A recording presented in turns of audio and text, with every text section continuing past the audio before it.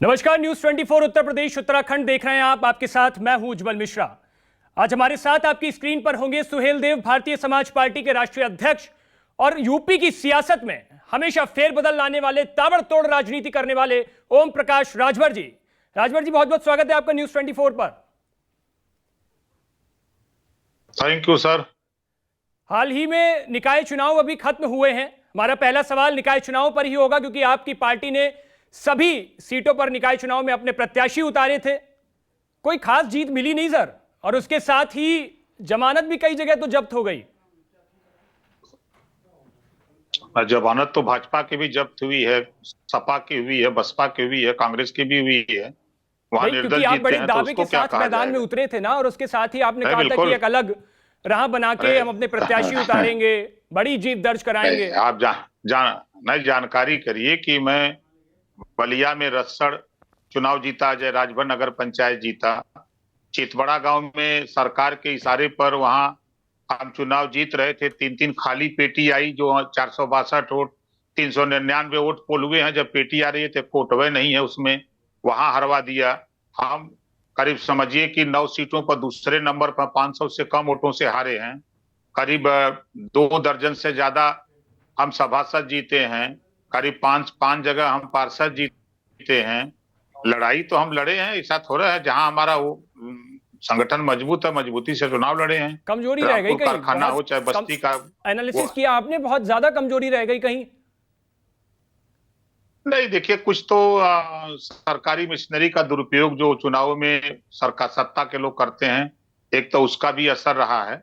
सीधा आरोप, नकारा नहीं जा सकता, सीधा आरोप लगा रहे हैं आप। 100% सही कर। मैं आपको वीडियो दिखा दूं। पेटी खुल रही है, पेटी में एक का वोट नहीं है, सील जो लगी है वो पेटी के ऊपर, उसमें 462 वोट, 399 वोट, 412 वोट, और पेटी में एक का वोटवे नहीं है।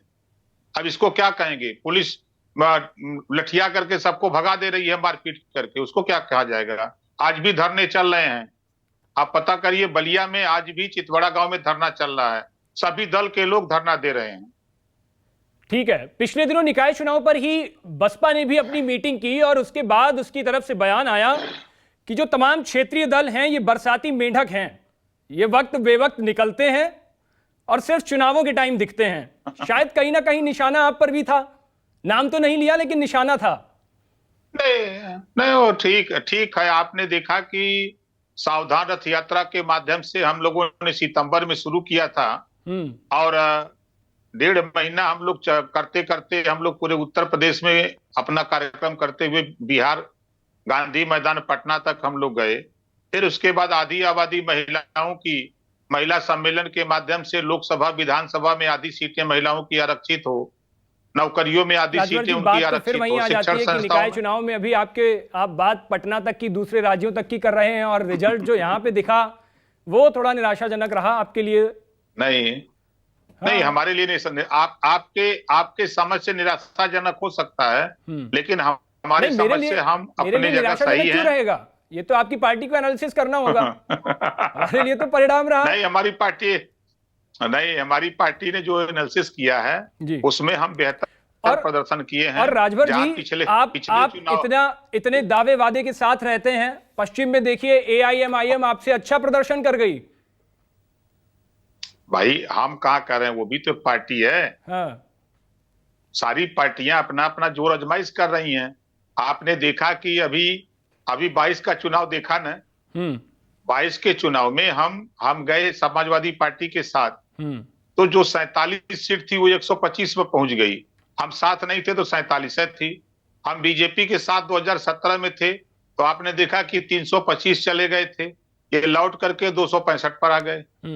ऐसा थोड़ा है कि चूंकि ये जो निकाय चुनाव होता है ये शहरी चुनाव होता है, और लोकसभा विधानसभा का दोनों मिला करके चुनाव होता है। स्थानीय शहर का और गांव का दोनों वोट मिला करके चुनाव होता है।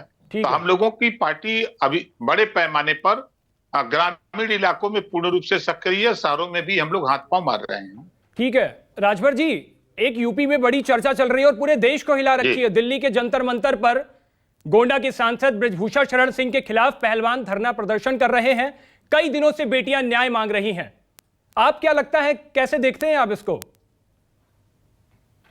देखिए, दुर्भाग्य इस देश में कि सत्ता के इशारे पर अगर कहीं कोई गरीब कमजोर के खिलाफ अगर 107-16 होता तो 151 तो उसको तत्काल गिरफ्तार हो जाता है। अगर कोई गरीब कोई भी घटना करता तुरंत उसको पुलिस गिरफ्तार करती है। जब सुप्रीम कोर्ट के आदेश पर एफआईआर हो रहे हों जिस व्यक्ति के खिलाफ और उसके बाद भी पुलिस गिरफ्तारी न करे तो अब इससे बड़ा दुर्भाग्य क्या हो सकता है। तो राजभर जी, आप तो बीजेपी के बहुत नजदीकी थे, अभी थोड़े वक्त से पता नहीं क्यों क्या हुआ कि दूरियां बढ़ गई। दयाशंकर जी से अच्छे ताल्लुकात हैं आपके। दयाशंकर जी जिधर ले जाते हैं आप, कहा जाता है कि उधर चले जाते हैं। बीजेपी में लेके गए आपके लिए, तो फिर थोड़ा सा हुआ, अब आप अलग हैं। अब आप कह रहे हैं कि महागठबंधन में जो बुलाएगा हम चले जाएंगे, उसमें क्या है देखेंगे। तो क्या दोबारा से कुछ गुंजाइश लग रही है आपकी पार्टी की तरफ आने की? नहीं, देखिए, हम बार बार कहते हैं कि विकल्प खुले हैं। जब सवाल आप लोगों की तरफ से आते हैं कि तीसरा मोर्चा, तो हम कहते हैं दूसरा मोर्चा क्यों नहीं बनाते। उत्तर प्रदेश में अगर मोर्चा बनाने वाले लोग मोर्चा बना रहे हैं तो जिसके पास वोट है। आज कैमरे पर स्पष्ट कर दीजिए, दूसरा मोर्चे में कौन कौन होना चाहिए? देखिए, दूसरे मोर्चे में अगर वास्तव में लड़ाई लड़ना चाहते हैं, उत्तर प्रदेश में जीत हासिल करना चाहते हैं, तो इसमें मायावती जी, अखिलेश जी और सोनिया जी और नीतीश जी, इन लोगों को एक मंच पे आना चाहिए, तब यूपी में लड़ाई ठीक हो सकती है। और उसमें अगर जरूरत उन लोगों को समझ में आएगी तो जब एक मंच पर आने की बात ये लोग तय कर लें तो 2 घंटा बाद हमको भी अगर जरूरत समझेंगे तो फोन करेंगे तो हम भी आ जाएंगे। जरूरत समझेंगे या चले ही जाएंगे? जरूरत समझेंगे तब। जरूरत समझेंगे तब वहां भी सोच विचार करेंगे? इतनी बड़ी बात होने के बाद भी सोच विचार? भाई क्यों नहीं। अच्छा, विकल्प तो अपना बना के रखना चाहिए ना। क्योंकि राजभर जी, महागठबंधन जब होगा, क्योंकि अब्बास अंसारी को आपने उतारा, उसके बाद अखिलेश यादव से खूब सदन में तनातनी हुई आपकी, कई सारी चीजें हुई। उसके बाद ब्रजेश पाठक के साथ आपको बड़ा गले मिलते देखा गया। एकदम से किधर चले जाते हैं आप, कहां चले जाते हैं, कुछ पता ही नहीं लगता आपका। तो मैं तो आज भी मिला हूं, दोनों नेताओं से मिला हूं। अभी एक नेता दिल्ली में डटे हुए हैं, वो भी आते हैं, उनको भी इंतजार कर रहा हूं मिलने के लिए। कुछ काम है, क्योंकि हम अपनी पार्टी के विधायक दल के नेता हैं। अब हम जाके अखिलेश जी से मिले हैं कि हम मुख्यमंत्री योगी आदित्यनाथ जी से मिले हैं। समस्या को लेकर दोनों में तय करिए कि हम किससे मिले। अच्छा, समस्या का निदान जो सत्ता में है उससे ना हो सकता है। तो स्वास्थ्य विभाग का मामला होता है तो उनसे मिलते हैं, परिवहन का होता है तो उनसे मिलते हैं। संबंध कहीं से बिगाड़ते नहीं हैं। मंत्रालय से बिगाड़ेगा क्या? अब जितना संबंध आपसे है उतना सभी चैनलों से संबंध बना के रखते हैं। ठीक है राजभर जी, एक आखिरी सवाल होगा आपसे। 69,000 शिक्षक भर्ती की तीसरी सूची के 6800 ओबीसी जो अभ्यर्थी हैं, उनकी भर्ती अभी तक नहीं हो पाई है। 25 तारीख को लखनऊ की डबल बेंच में तारीख भी लगी हुई है। चुनावों के वक्त तो आपने बहुत मुद्दा जोर शोर से उठाया था, अब एकदम शांत है आप। देखिए, चुप्पी बहुत कुछ कह रही है। मैं शांत नहीं, मैं शांत नहीं हूं। मैं इस मामले को लेकर के मुख्यमंत्री से 3 बार मिला हूं और तीनों बार की स्थिति जो मुख्यमंत्री ने कहा कि अधिकारियों ने गड़बड़ी की। पिछड़ा वर्ग आयोग की बात जब हाई कोर्ट ने भी कहा, अभी आपने देखा कि ग्राम पंचायत अधिकारी की भर्ती हुई 1168 में 27% रिजर्वेशन के हिसाब से 369 होना चाहिए और 139 जो है भर्ती हो रही है। 257 पद पिछड़ों का हिस्सा लूटा गया। अब पिछड़ों के नेता ना तो अखिलेश यादव जी बोल पा रहे हैं, ना मायावती जी बोल पा रही हैं। जितने भी बीजेपी, इतने नेताओं से मिलते हैं, सारी पार्टियों में आपके संबंध अच्छे हैं, कह दीजिए, ऊपर कहा करिए।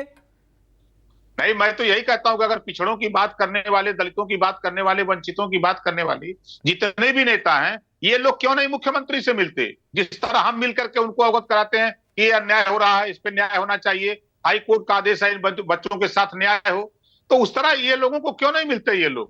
ये लोग खाली आप लोगों के चैनल पे आके प्रेस वार्ता कर देंगे, बयान दे देंगे, बस अपने घर चले जाएंगे। जहां से होना है बैठ करके रणनीति बना करके सब लोग अगर मुख्यमंत्री से मिलते तो हमारी क्षमता और अखिलेश जी की क्षमता, मायावती जी की क्षमता और कांग्रेस के जो बड़े नेता उनकी क्षमता, अगर तीनों लोग एक साथ मिले तो ये अन्याय नहीं हो सकता है। लेकिन ये अलग अलग अपना राग अलापते हैं कि हम क्यों जाएं। जिम्मेदारी तो लेंगे। हम तो उत्तर प्रदेश में पिछड़ों का जो हक लूटा जा रहा है इसके सबसे बड़े जिम्मेदार हम मायावती जी अखिलेश को मानते हैं। ये दोनों अलग अलग लड़ते हैं, इसी नाते इनका हिस्सा लूटा जा रहा है। ठीक है राजभर जी, ठीक है, अब देखना होगा क्योंकि 2024 के चुनाव में बेहद ही कम वक्त बचा है। आप किधर जाते हैं, क्या आपकी रणनीतियां होती हैं, उस पर हमारी पूरी नजर रहेगी। न्यूज़ 24 को समय देने के लिए बहुत बहुत धन्यवाद, शुक्रिया। Thank you.